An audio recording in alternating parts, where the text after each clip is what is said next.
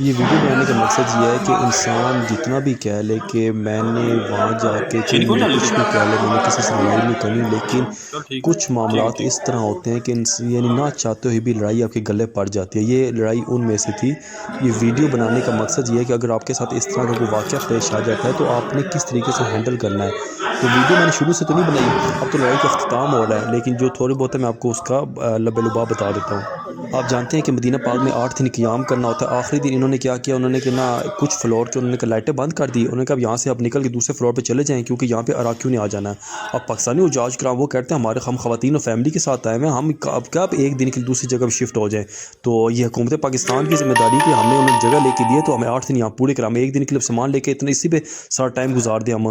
تو بات ان کی بالکل درست تھی کہ آگے مشکل سے 8 دن ہوتے ہیں، تو 8 دنوں میں بھی ایک دن سے سامان شفٹنگ میں لگ جاتا ہے، تو یہ کام تو نہیں کرنا تھا نا۔ تو ان کا غصہ جائز تھا، یہ اس بات پہ لڑائی ہو رہی تھی۔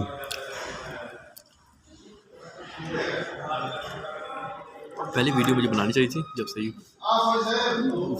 وہ سمجھ بھی آ رہی تھی، اب اس کی سمجھ نہیں یہ لڑائی کس چیز کی ہو رہی، نیچے عربی بھی آ گئے تھے۔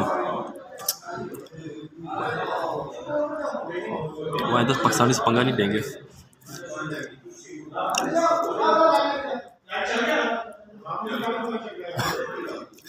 لائٹ چل گئی کیا؟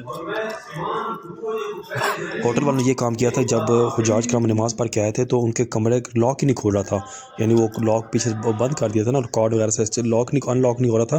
دوسرے میں لائٹیں بھی کمرے کی بالکل بند ہو گئی تھی، لائٹیں بھی نہیں چاہ رہی تھی، تو اس وجہ سے حجاج کرام کو پریشانی کا سامنا کرنا پڑا تھا۔ اچھا میرے ساتھ بھی ایک واقعہ اس طرح ہوا تھا، تو خواہ خواہ کے کچھ لوگ مجھ سے لڑنے کے لگے تھے، تو اس صورت میں نے اس طرح کیا تھا، میں ان سے لڑائی نہیں کی تھی، میں نے چپ کر کے ویڈیو بنا لی تھی، اور میں مینٹلی تو بالکل تیار ہو گیا تھا۔ میں نے کہا انہوں نے پھر اس طرح حرکت کی تو میں سیدھا پولیس کو کمپلین کر دوں گا، اگر سعودی پولیس کو بتا دینا تھا پھر ان کا حج دھرے کا دھرا رہ جانا تھا۔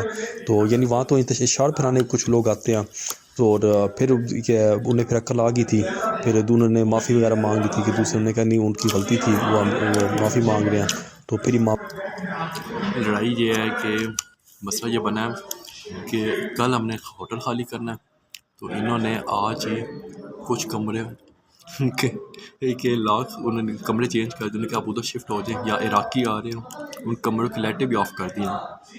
وہ باقی پاکستانی بول پڑے، انہوں نے کہا ایک دن کے لیے ہمیں ذلیل کر رہے ہیں، تو اس بات پہ لڑائی ہو رہی ہے۔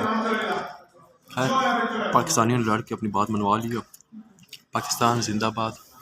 یہ جگہ جو آپ دیکھ رہے ہیں یہاں پر ہم 3 ٹائم بیٹھ کے کھانا کھایا کرتے تھے، بہت پرسکون اور اچھی جگہ، تو ہم مس کر رہے ہیں۔ اللہ پاک بار بار مدینہ پاک بلائے، بار بار اپنا گھر دکھائے۔